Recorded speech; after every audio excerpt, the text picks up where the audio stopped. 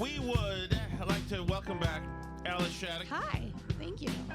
It's a tough haul, dude, without you. It's different. Well, you know, it's tough. It's tough because it changed last week for me because there's no you, so the show is different because it's me talking to somebody else. And so like there's that, but but there's no us. So that's the show is not. It's not really doing the Burn Barrel show. It's a different thing. It's a different thing. That said, I finish that different thing at about 4:30 p.m. every day, which was amazing. That's convenient. Yeah, it's convenient. It also is just very odd, and you never get to experience this. It's odd to have a weekday where the night is just all us, like in family stuff, and all the stuff is done. You know what I mean? Because your job is big, and it's never really over. Your job, whereas I do my 3 hours of radio, and then the Burn Barrel, and maybe the food show, and then that's done. You know, I'm always listening to the stuff and doing stuff, but it's a lot. It's remarkable how free. I'm not trying to complain about the Burn Barrel because I'm not. I'm just saying if ever we had the freedom and flexibility to do it earlier in the day. To do it, or if we ever just do it. I mean, we'll see. I like my job. The All You Can Eat podcast, Alice and I spotted. I couldn't believe it, but I thought to myself, we were in Cyril just had a birthday, so we were in Walmart, Seabrook, Massachusetts, because we've made good and smart life decisions. And so I see on Saturday morning. In the produce section, I see a man who is undoubtedly nobody but RDT Demula's from Market Basket, which if you're in and around Massachusetts, you know, in New England you get it. If not, he's a hero grocery store owner. It's a long story. It's all in the All You Can Eat podcast. But I saw him, couldn't believe it. I took a clandestine long shot of him. It's on the picture of him. And I thought, well, this is interesting. Is he just shopping? Does he shop because the prices are there? And but he wasn't really putting anything in the cart. He did have a cart next to him, but he wasn't really putting anything in the cart. He was undercover. He was undercover. I bring Alice over. First he disappeared. And I'm like, is he that smooth that he knows he's been spotted and he's We were gone? searching through the aisles. We were searching like psychos through the aisles. And then he was in the bread section, the bakery section, literally checking out prices on bakery items. This guy knows what he's got in his stores. He is, on a Saturday morning, dressed like a Market Basket manager, in a suit, tie, whole deal, looking exactly like Arthur T. DeMullis, like you read about. He is not faking it. He's not spending his Saturday out in the Caribbean enjoying his wealth and fame. He is in his suit, in the Walmart down the street from one of his Market Baskets, price checking to make sure that... And this is what he told us when we talked to him. As you can hear, if you go listen to All You Can Eat podcast, we recap our conversation with him. He told us, he's like, yeah, I'm doing this to make sure that I'm bringing you guys all the best deals. Yeah, because he means it. This guy is remarkable. It was a remarkable time. We were so excited. We told him about all the different Market Baskets we've shopped at. I'm sure he was which thrilled, are our favorites. Thrilled that we were fangirling all over him. But anyway, he was a lovely he guy. Asked Peter Rabbit's name. He was excited to meet us. I mean, and like we said on the food podcast, how many grocery CEOs would you be excited to meet out in the wild? And he is I guess is that it? Is that what I have? Yeah, what was I gonna say? I guess I forgot. So, it's gone. Well, there you go. But it was a great and fun time. And no, that's what I meant to say. Is that Alice is an approacher. It's if you marry Alice, there's a beautiful blonde woman in your life. Fine. And she's pretty a lot of times. And she's obviously, there's all the baggage for being insane and all. Hey, Dave from Florida wants to know if you mentioned the rotten section. It's funny you say that. I talked about that in the All You Can Eat podcast. I did not mention the rotten section. You were scared to call it that to him. It would have taken a lot of guts to. Yeah, I was not. I came to it from a position of inferiority. So yes, I was not going to call it the rotten section or the broken section in front of him. But I just cooked rotten section meat today, as a matter of fact. Good old-fashioned gray steak. Beautiful. You should have it, Alice, actually. I cooked the crap out of it. So. Tom asked me if I thought it was okay, and because I'm a second worlder, I smelled it, and I was like, smells fine. It's great. Just cook it. But Alice is also an approacher, which is why she approached him. Me and my son hid. She's an approacher. She's barged in on interviews I've done before, which is remarkable. She's not invited. She's not allowed. She doesn't have a lanyard. She's not allowed in the spaces. She doesn't care. When Alice wants to meet somebody, she barges in. Julie and Phil want to know if I told them how you shoplift from Market Basket. There was no discussion of... I did not bring that up. But, although today I was actually in our Market Basket, and I almost put an onion in my pocket because I didn't have a basket. I think, and this was a revelation I had... You're going to make so much fun of me. Okay, I think I'm, like, a little autistic. Like, I just assume I should be able to talk to people. Like, I lack that social cue that I shouldn't be allowed to talk to people. So I just approach people and talk to them. Well. So this weekend, I asked ChatGPT, who's my new therapist, if it thought I was autistic. And it, like, tried not to tell me. Oh, yeah. It was like, I was like, do you think Let's I could change be the subject, like, Alice. I was like, do you think I could be a little autistic? And it was like, you know, what really are labels anyway? Like, it tried to be like, you know. So then I was like, okay, so what are the symptoms of, like, mild high-functioning autism in adult women? And then it proceeded to exactly describe me. So I was like, oh. So you're high-functioning? Well, I mean, I'm not, like, in a padded room right now. Anybody I can hold a job. Walked by and saw our pantry would say, you know what? There's some high-functioning people in this house. Absolutely. High-functioning for an autistic person. Oh, okay. You don't get to be a special thing. Okay, well. Okay, we got a lot of stuff to get to here. I'm going to start somewhere where I didn't even tell you that I was going to start because I got sent this long on Twitter. Somebody tweeted to me this person in Connecticut testifying about the trans issue. Okay. This is a clergy person, a woman, a clergy person. In other words, a rainbow church person. She's got all the fake collar that looks different. One of these deals. And for the heck of it, I watched it. Can you push that camera up a little bit? Thank you. More? That's fine. Okay, go ahead. That's Alice's trouble spot adjustment that we make. Well, you're the one who insists on having 75 live cameras from all directions. I wanted it for my friend Carlos Watson, Alice. Okay. So here is this person testifying in front of the General Assembly, the lawmakers at a gender-affirming healthcare services reproductive act thing that they have. And here's Rep. Fishbein asks her a question. 35%. That's a big travel system. There's no. When it comes to surgical transition, about adults, and adults have decisions to make their own medical decisions, just as we make decisions about back surgery or knee surgery. Once again, this person looks like Sue O'Connell, has the collar thing, so very priesty. Exactly who runs these churches now? Adults have the autonomy to make a decision about their own medical care in consultation with their doctor. So I think if the state begins to oversee those choices, that's really not the role of the state. Again, it's a conversation between an individual and their doctor with a large body of medical research behind it. However, it is the role of the state if it is represented to us that juveniles are coerced into doing something. Here's the meat of this. And that those juveniles, when they become adults, regret that. Yeah. Or perhaps they're on the cusp of juvenile to adult and they decide not. I want you to listen to her tone, the way she delivers this. And it was like a tone policing thing is happening too from her in a moment. To do this. Or there's mental, we've heard a lot of parade of horribles about the mental health issues, about, so government, which we are a branch, I think has a right to step into that situation to stop those problems. Well, again, to be clear, surgical interventions are not available for minors. So if you hear anything in the state of Connecticut about minors and surgery, it is false. This is not something that gender affirming care is doing or promoting in the state of Connecticut at this time.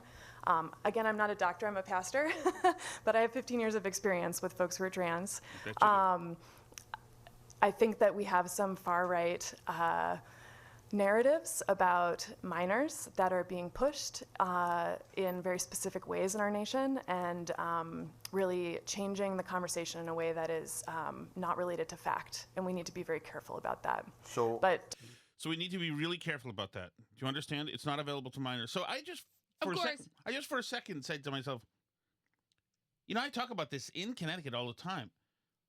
Am I just saying something absolutely untrue whatsoever? So I just throw into Google, Connecticut gender affirming care surgery minors. In Connecticut, gender affirming care for minors, including surgery, is generally considered medically appropriate and is covered by the Husky, that's the state Medicaid, Husky program, with some exceptions, and is shielded from legal challenges. There's all sorts of results, including the Husky, which is the state insurer. Which is Medicaid, which is funded by all the other states, too, right. By the way. All these state insurers get all their money from the federal government. Yes. This is the Medicaid expansion that came through under Exactly. Obama. So that's why all these programs exist. And this just took me 11 seconds to find all the documentation saying that all the well, you remember Children's Hospital in Boston took down parts of their website that said they were doing surgery on minors because people said they were doing surgery on minors, and they were like, no, we're not. And everyone was like, but your website says you do. So they took it down. That's what we're dealing with. The level of dishonesty that they have around this issue is incredible. And for her to say that, and to say, and you need to be really... In these states where... oh, sorry about that. You need to be really, really careful the way we talk about this. In other words, stop. So that this chick knows that she's lying. Of course. She knows there's gender affirming care. She knows it's happening. Well, and by the way, this is the Rod in these Burns states law where of merited impossibility, by the way, which is that's not happening, and if it were, it would be good. Yes. Right? Like, the whole thing is that if you then asked her, okay, should surgery be legal for minors? She would, of course, say yes.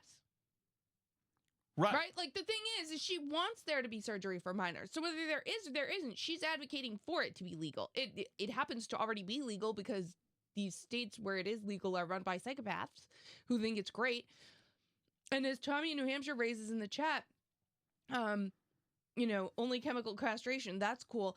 These drugs that we're giving minors to quote unquote chemically or, transition them, hormone therapy, are the same drugs that we completely inappropriately, by the way, gave to Alan Turing as an adult to chemically castrate him, led to his suicide. They are not tested for these purposes. They're tested only for precocious and FDA approved only for precocious puberty, to puberty blockers. Cross-sex hormones are only approved for very specific disease-treating purposes. Every single use of these hormones in kids for the purpose of transitioning them chemically is an off-label use of a very hard drug that we have no idea what the long-term impacts are. And the doctors and the activists are lying to parents when they say that these things are fully reversible. They do not know. They have incredibly huge impacts. By the way, giving birth control to minors also has huge impacts. Do you know what birth control does to the stroke risk for women, among other things? It's huge. It's so dangerous. We prescribe these very heavy-duty drugs to young women at a very young age with the approval of their parents by telling everybody involved that it's so harmless and so great. And we essentially sign women up to be on these hormone therapies to make their bodies not function how they're meant to for decades of their lives so that they can be more sexually available to men. And that's the feminist position? What an insane world we live in. What an insane world we live in. You know what would be really great is if you had to take these drugs for the rest of your life so that guys can F you with no consequences. That would be great. This is so feminist of us. What an insane position to have. That's nuts. Yep. That's absolutely freaking nuts. It's crazy. And everyone is being lied to about the effects that these drugs have on young people. But the trans thing is so egregious and so wrong. And the medicine is so being led by just pure activists who have absolutely no medical training or knowledge whatsoever, that it's like, I truly feel that it's going to be the medical scandal of our time, like lobotomies used to be or something. It's absolutely nuts. And I think that history is going to look very, very unkindly on the people that push this on children. Of course.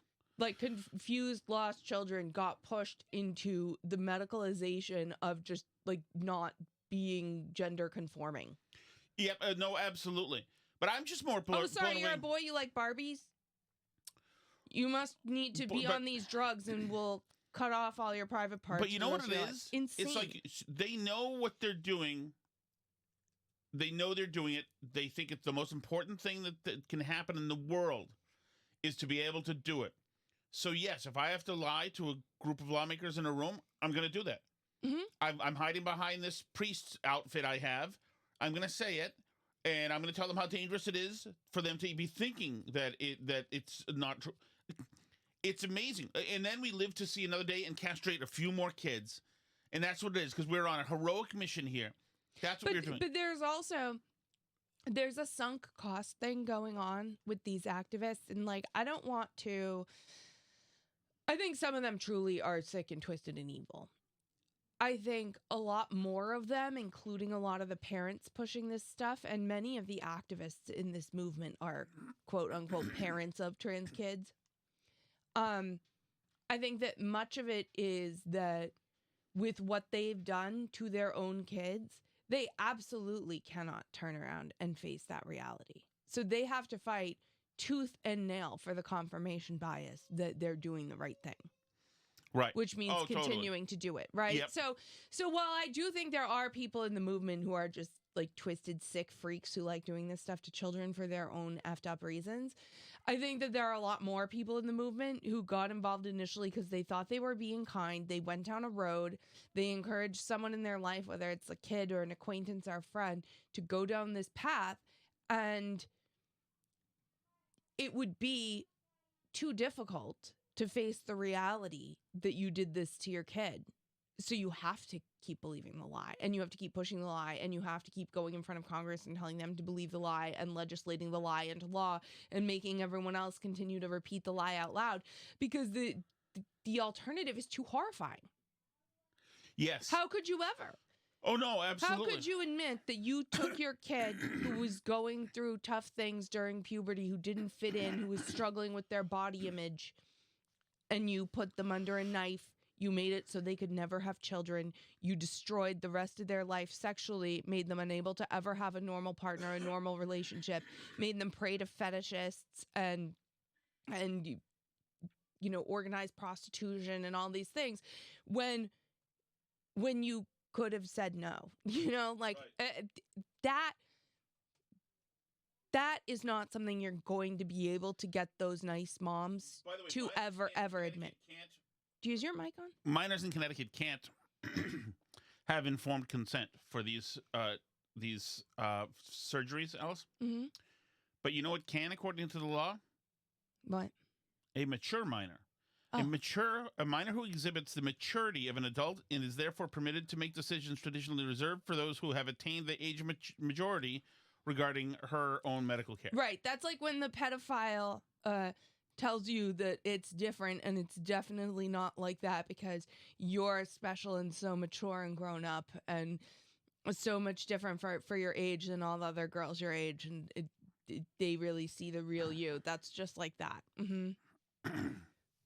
You know what? You're not like the other minors. You're different. You can make decisions like this. You know, in ancient Greece, they thought this was okay. It's really just our culture.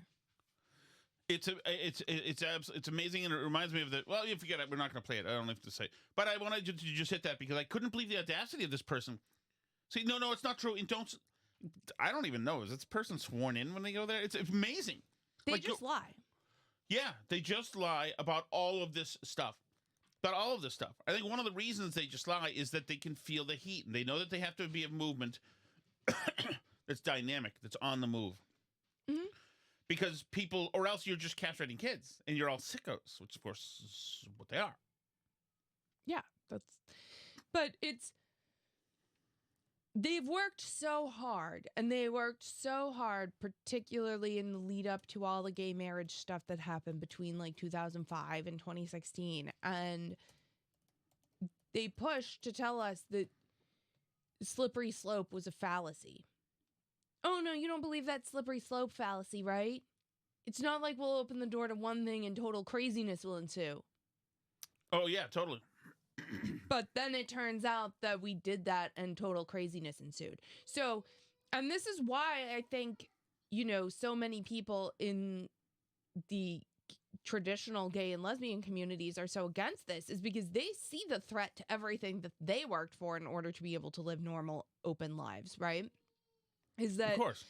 their fear, which is completely justified, is that people are going to turn around and say, wait a minute, you told us that insanity was and total depravity and the destruction of the family and the destruction of human sexuality and children and all these things, that this wasn't going to result from legalizing gay marriage, that this wasn't the next step, that this wasn't what all the lefty activists were going to push for next.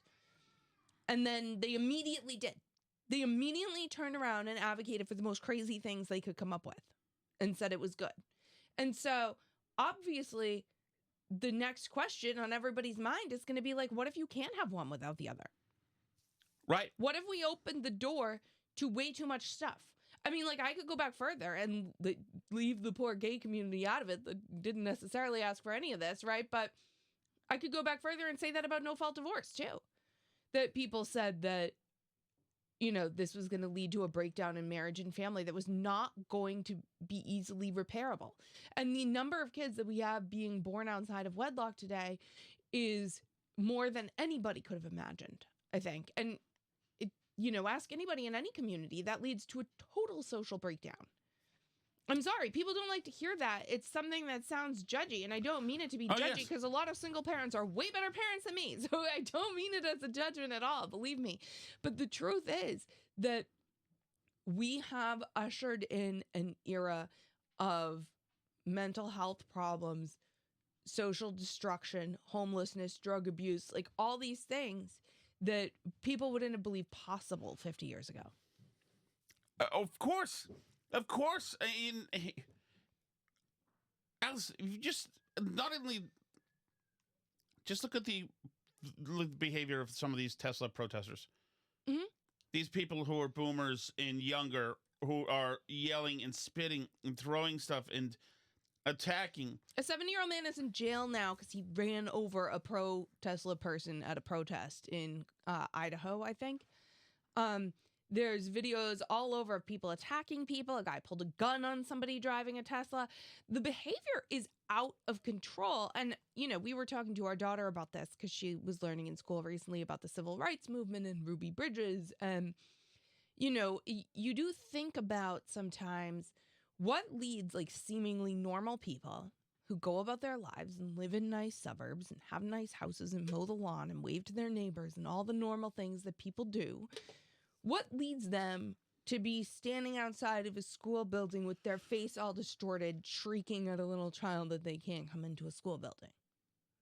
Like, what are the steps that take a person from behaving like a normal person in society day to day to essentially over politics? Well, losing their mind in a public way that other people can see. Jamesy!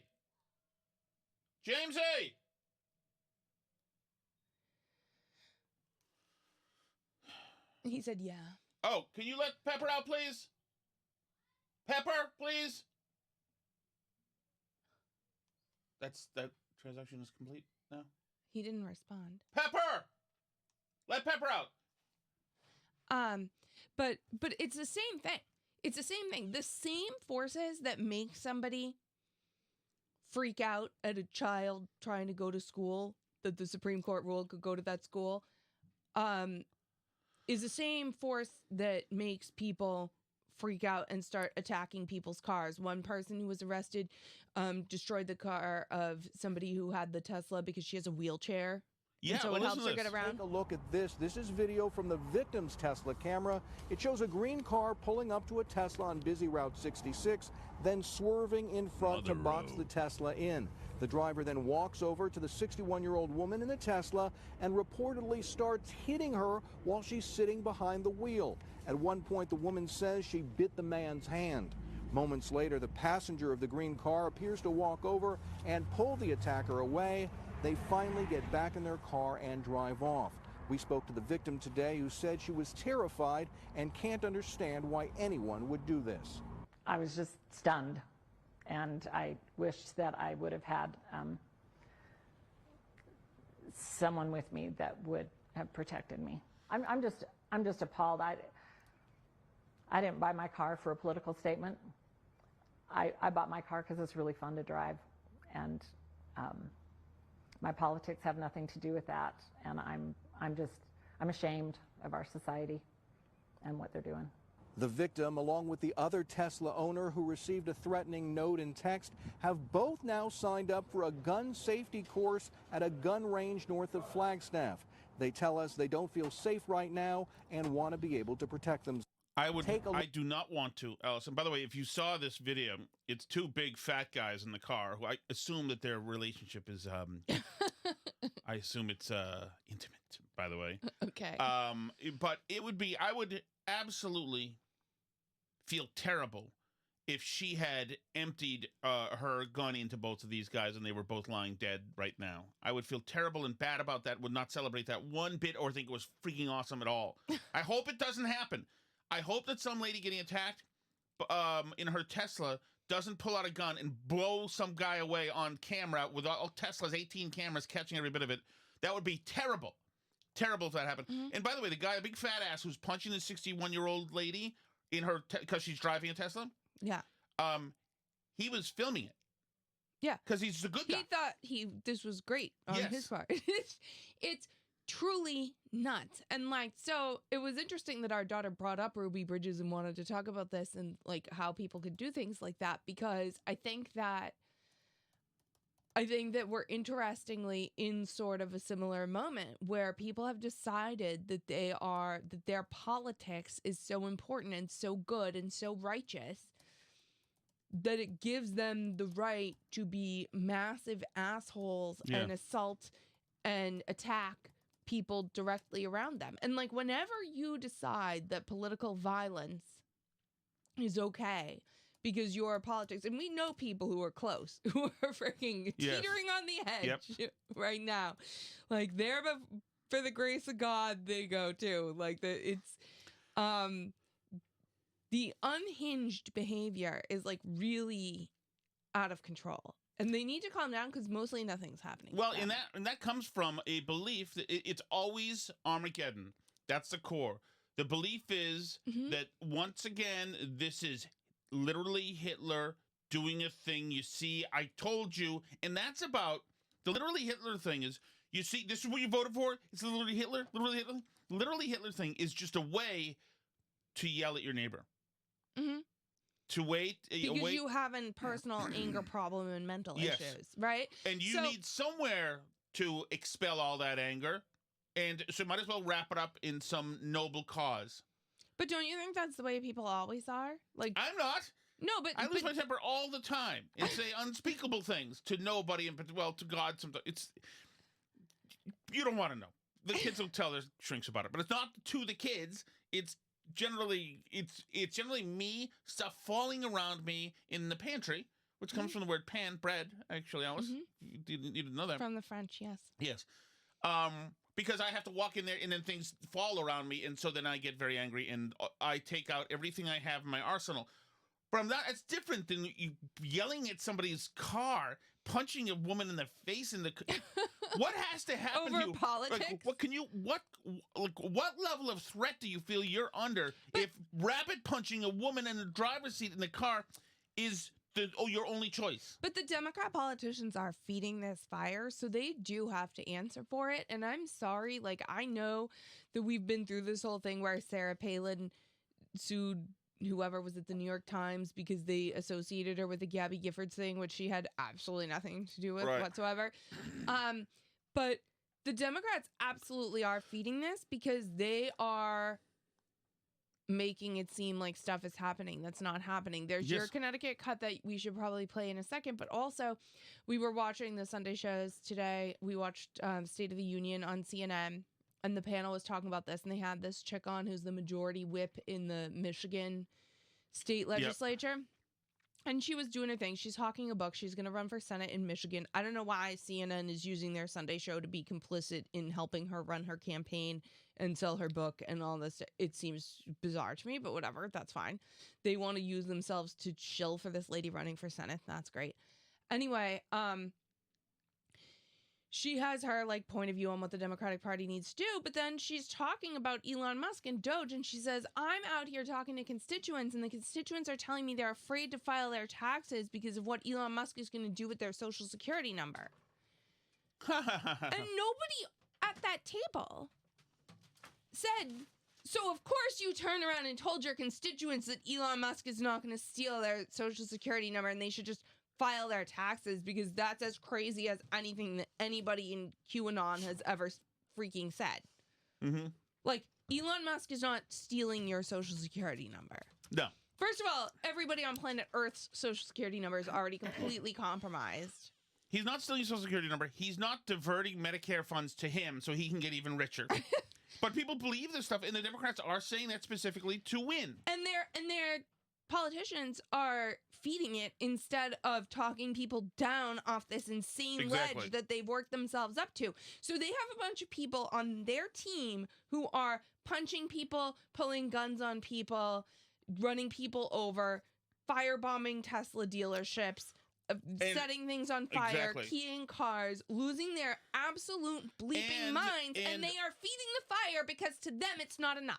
Right, and these people who are yelling at Tesla dealerships, the same people who used to, especially little men in little shorts, who used to go after women 5 years ago for not having COVID masks inside, these people, unfortunately, are telling their children that it's all happening. They're not happy enough for them to be afraid. They want their children to be afraid, too. Which is why Catherine Clark's lunatic, quote-unquote, child, who's now, I assume, like almost 30, is having mental health episodes and fighting the police and thinks he's a girl because his parents encouraged him from a young age to have panic attacks at movie theaters because he was going to be shot.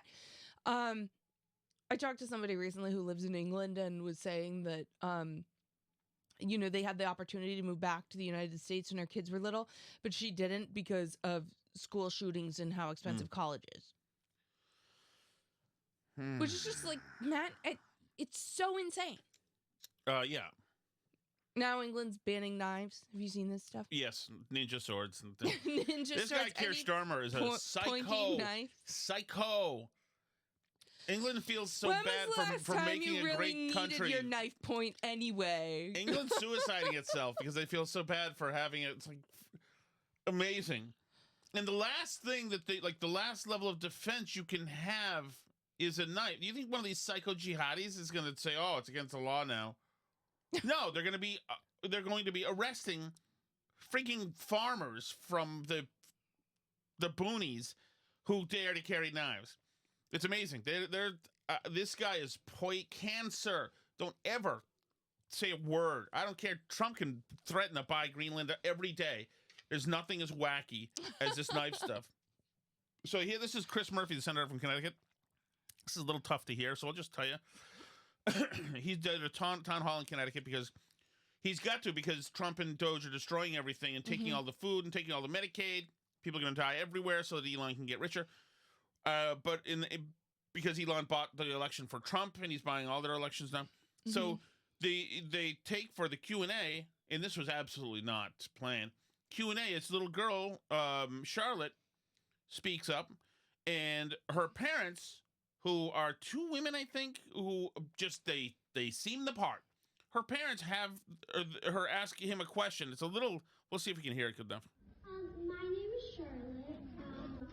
I wanted to say that next year they said that they were going to take away free lunch for all. But I think that they should keep that policy because I don't want my friends to go hungry in school or have to be embarrassed You hear everybody? by telling their teacher or the lunch lady. So, Charlotte, come on here for a second. You hear the moms? I'm going to embarrass you for a second. You guys need to not have the right to vote anymore. I'm sorry. That was like the most beautiful question that I've ever heard.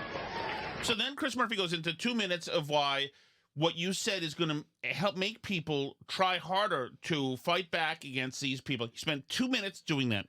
Instead of just saying, Right. Trump's not taking away people's Yeah, instead of saying, lunches. hey, I want to make you feel good and take away the pain you're in right now. It's not going to happen to you or your friends, so go back and tell them. Nobody's taking away your lunches or your friends' lunches. He didn't. He'd rather have the girl continue to be anxious and in pain and in duress because that's how they operate. Well, and her then she's parents gonna are grow happy to have her be in duress because that's how these ghouls operate. These freaking people are disgusting. They're disgusting. He is a disgusting absolute POS. And everybody involved in this charade and setting up this little girl, Charlotte, who should not have to worry about lunches being gone. There's no way she would know that piece of disinformation Trump is gonna starve the unless children. some stupid effing adult said so. Well, yeah, So that should who's not be fooling around? anything that kids think about whatsoever. You're fucking ruining the kids because you're a bunch of fucking anti-intellectual, fucking asshole, selfish pieces of shit. But they've been doing that with all kinds of issues for ages now, whether it's school shootings. They've been scaring their kids that they're going to be shot at school. They've been scaring them that they're going to die from climate change. I know parents in town who literally have told their kids that we're going to stop being able to breathe soon because of what You we're do? doing to the environment. Yes. Oh. Like, but why are you doing, like, why are you scaring your children to think, or like during COVID, we know parents who had a breakdown and cried because like more kids were allowed on the bus one day and they thought they were going to kill their parents because their parents taught them that like if they were around other people who weren't in masks, they were going to kill their Remember parents. the really good person down the street with the bear that some people know of? Mm-hmm. The bear dressed as a Grim Reaper saying, you should have had your vaccination. Mm-hmm. So kids and by can the see way, it. one of our school committee members liked that post and did like a ha-ha reaction on the post because she thinks it's very funny if people who don't get the vaccine die of COVID. So that's who's on our local school committee. But anyway, that's fine. That's great. These people need help. And like Yes. it's gone are the days apparently of you as an adult are supposed to protect your children from craziness and fear and be a bastion of sanity and teaching them that we're protecting them from stuff. Instead, we're full of adults who are making children protect them from their own mental health issues. We have 10, 12 minutes max. Well, maybe a little bit more. Okay. We should get to the... All we right, should get yeah, to the let's jump into the chat, and then we'll do a little Patreon show because we haven't even talked about Carlos Watson. No, it's huge. What is making that noise? I did tamper You with did something. something over there. I did. I don't know. Yeah, and now I'm it's trying to hear Charlotte dinging louder. and Check. we haven't talked about Carlos Watson. We haven't talked about Chapel Roan. Yeah. We haven't talked about the Daily Wire craziness. We haven't talked. There is like so much to talk about. So we still have to get to the Patreon We show. but haven't talked... Jasmine Crockett. Jasmine Crockett. That's huge too. So lots to talk about still. Jerry's doing a good job of being modest about his tweet that Elon responded to that got probably around 10 million views. Tom, I'm sure you would be just as modest if Elon responded or retweeted one of yours. No. Oh, your modesty would be out of this world, I'm sure. Oh, God, I would kill for that. Oh, my God. That would be a moment in heaven. David Spade liked the tweet I once did, and I showed 1,000 people. Oh my God. Do you remember when what's his name followed you? Oh, So, Scott Baio? Yeah. Yep, then he followed everybody else. And it's less Sorry. special if everybody else gets that I treatment. love that you knew exactly who I was talking about. Yeah, I do. I remember all the cool stuff, believe me. I actually am so pathetic that I used to have Megyn Kelly's cell phone number because I was a radio producer. And somebody the other day I was talking to in person mentioned her, oh no, it was Steve, I think, being hot. And I was going to show him, yeah, I have her cell phone number. I'm that inadequate at 52. It's not. I don't have her cell phone number because she had a crush on me. I had her cell phone number because every producer had her cell phone number. Yeah. Pathetic. I'm not getting better either. It's getting worse as you age. Ask my friend RDT. When you guys were talking about the PBS thing, it was funny. You know, whenever I watch This Old House, and I DVR that all the time because I like it, and they bring up new and different things on heating, etc. You know, whatever. It's just interesting to me to see them take an 19th century home and try to make it modern and update all the systems in there. I think that's cool. I've always liked it. Mm-hmm. But there are ads before you even get to watch the show. Home Depot buys ads on that show. Makes so sense. when they talk about losing 10%, it's only 1/10 of 1% of well, then you're not going to miss it, are you? If somebody said, you know, we got to take 10 cents out of every dollar you make because of A, B, and C, and they're no longer going to fund that, would you miss 10 cents out of your buck? I mean, if you're living on a really tight budget, yeah, but when you're selling ads, come on. Yeah, they don't need money at all. And NPR is just god awful. I can't believe anybody would believe anything printed or said by those people. Yeah, it's disgusting. It's in both gross. cases, that in big markets they need nothing. I heard there's a great interview. I think it was Dave Rubin about 7 years ago with one of the former CEOs of NPR, and he said that the big markets don't need any money. They shouldn't, because they're building a whole lot of money already, and so just get rid of that. And he said back then he said for the smaller markets where people can't afford to get information, then maybe you but keep them up. But now you have the internet everywhere. So you have the internet everywhere. Although Alice, and not quite everywhere, which is another thing we didn't get to. Oh yeah, the broadband thing. Yeah. Ezra Klein and Jon Stewart. That's a lifetime ago, of course. But yeah, you're absolutely right. I hate NPR. But no, you know what it is? Here's the thing too the left feels entitled to it. That's all it's about. Well, right, and even in smaller markets, because we've been blessed with the opportunity to sometimes be in like smaller, more rural markets, and they still fill the entire radio time up with total progressive garbage about bicycles and other BS. Like, they don't like bring you local important news. It's fully propaganda. If they're not going to do the stuff that actually brings value to people, they should die. I'm sorry. Like, I don't think they do anything of value in the smaller markets either. I'm done with them. Correct. The NPR lady has a Megyn Kelly voice, and we absolutely love Megyn Kelly. What a stunner. Alice Shattuck took a shot at her today, I'm just saying. What did I say about her? You talked about her face work. Mm-hmm. Oh, about Megyn Kelly. Yes. I think her face looks different, and I wish it didn't. I thought she was very pretty, always, but I don't like how she looks recently. I used to have her cell number. Yeah. By the way, you know what? I unearthed. What's it called? I unearthed. What's it? I dusted off the old Annalyn McCord thing. Oh yeah. Oh yeah. That to somebody else last night, and told her that we were romantic. We had been romantic together one time, and she actually believed me. I'm still getting the. There's people that don't know you well that think they can take stuff you say at face value. Still getting a hit high out of that one. Ugh. Oh, that's so fantastic. Thank God Google. That is so great. Hey there, Peter. How would you like to take a half a pound of hamburger and make a delicious meal for the whole family? Sure. Okay, then let's... Hold on there, Peter. I've got something even better. Oh, really? You bet. How would you like to take a half pound of hamburger and make a delicious meal for the whole family with cheese? What? I could just take cheese and put it on the thing he's doing. No, it won't be the same. Well done. I don't know that I understand. I'm not sure either. Call back and leave us a message to what I'm supposed to think. Tom's favorite helpers. Oh, Hamburger Helper. Is that an ad for Hamburger? Oh no, maybe it's because I talked about Hamburger Helper, and I was hallucinating last week for some of these because I was using cheese in the hamburger. Oh, but I put a lot of extra noodles. Oh, that's right. I gained 60 pounds last week because I made 2 tons of Hamburger Helper, and then the kids all didn't want it. And so it sat there, and then it didn't sit there anymore. Oh, God. I need to be incarcerated.